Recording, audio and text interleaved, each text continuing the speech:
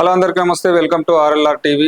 రిషబ్ పంత్ ఒక రికార్డ్ అయితే సృష్టించడం జరిగింది. మొత్తం భారతదేశ క్రికెట్ చరిత్రలోనే ఒక మైల్ రాయిని అయితే అందుకోవడం జరిగింది. అంటే టెస్ట్ క్రికెట్ లో వికెట్ కీపర్ల పరంగా తీసుకున్నట్లయితే 100 సిక్స్లు దాటినటువంటి క్రికెటర్ గా చరిత్ర పుటల్లోకి ఎక్కడం జరిగింది. ఈ మన శ్రీలంకతో జరుగుతున్న మ్యాచ్ లో ఆల్రెడీ మన ఫస్ట్ ఇన్నింగ్స్ లో 63 రన్స్ కూడా చేయడంతో పాటు 6 కూడా కొట్టడం జరిగింది. ఆ 6 కొట్టడంతోనే 101 సిక్స్లు అయితే రీచ్ కావడం జరిగింది. అంటే ఇక్కడ వికెట్ కీపర్లలో రిషబ్ పంత్ ఒక ప్రత్యేకమైనటువంటి శైలి అని చెప్పొచ్చు. తను కొట్టేటటువంటి సిక్స్లు చాలా గమ్మత్తుగా ఉంటాయి. మొత్తం లెగ్ సైడ్ అడ్డం పడి కింద పడి కూడా సిక్స్లు కొడుతుంటాడు మనోడు. అది డిఫరెంట్ గా అనిపిస్తుంది. ఆ షాట్ చాలా కొత్తగా అనిపిస్తుంది. మరి అటువంటి సందర్భంలో గిల్ క్రిస్ట్ కూడా దాటడం జరిగింది. ఇప్పుడు తనకైతే 100 సిక్స్లు దాటినటువంటి క్రికెటర్ల పరంగా తీసుకున్నట్లయితే 3వ స్థానంలో కొనసాగుతున్నాడు. ముఖ్యంగా ఏంటంటే రన్స్ పరంగా తీసుకున్నట్లయితే 2400 పైచిల్కు రన్స్ చేసి మన ధోనిని కూడా దాటడం జరిగింది. వికెట్ కీపర్ల పరంగా తీసుకున్నట్లయితే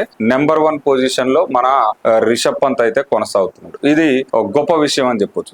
ఇక్కడ ఇంకొక హైలైట్ పాయింట్ ఏంటంటే ఈ శ్రీలంక టూర్ లో ఒక మైల్ రాయిని అయితే అందుకోవడం జరిగింది. న్యూ బ్యాట్స్మెన్ అతను ఎవరో కాదు, దేవదత్ పడిక్కల్. ఈ దేవదత్ పడిక్కల్ మొదటి టెస్ట్ లో సెంచరీ చేయడం జరిగింది. 167 రన్స్ అయితే చేశాడు కదా. అదే విధంగా రెండవ టెస్ట్ లో కూడా ఫస్ట్ ఇన్నింగ్స్ లో సెంచరీ చేయడం జరిగింది. ఇది ఒక గొప్ప విషయం అని చెప్పొచ్చు. అంటే వరుసగా 2 మ్యాచ్ల్లో ఒకే సిరీస్ లో 2 సెంచరీలు చేసినటువంటి క్రికెటర్ల పరంగా మనోడు కూడా రికార్డు సృష్టించింది అని చెప్పొచ్చు దేవదత్ పడిక్కల్. అయితే ఇక్కడ ఈ ఆర్సీబీ బ్యాట్స్మెన్ అయినటువంటి దేవదత్ పడిక్కల్ ఆర్సీబీ విన్నింగ్ లో కూడా ఎంతో కీలక పాత్ర పోషించాడు 2026 ఐపీఎల్ మ్యాచ్ల్లో. మరి అదే విధంగా ఇప్పుడు టెస్ట్ మ్యాచ్ల్లో కూడా చక్కని ప్రదర్శన కనపరుస్తూ మంచి నైపుణ్యాన్ని అయితే ప్రదర్శిస్తుడు. భవిష్యత్తులో విదేశాల్లో ముఖ్యంగా ఏంటంటే మనకు ఒక క్రికెటర్ యొక్క గొప్పతనం ఏంటి, ఒక క్రికెటర్ యొక్క స్టామినా ఏంటి అని తెలవాలంటే మన England, Australia, New Zealand, south Africa, West Indies ఈ పిచ్చుల మీద కనుక ఆడగలిగినట్లయితే తను నెంబర్ 1 పొజిషన్ లోకి వచ్చేటటువంటి అవకాశం ఉన్నాయనేసి క్రికెట్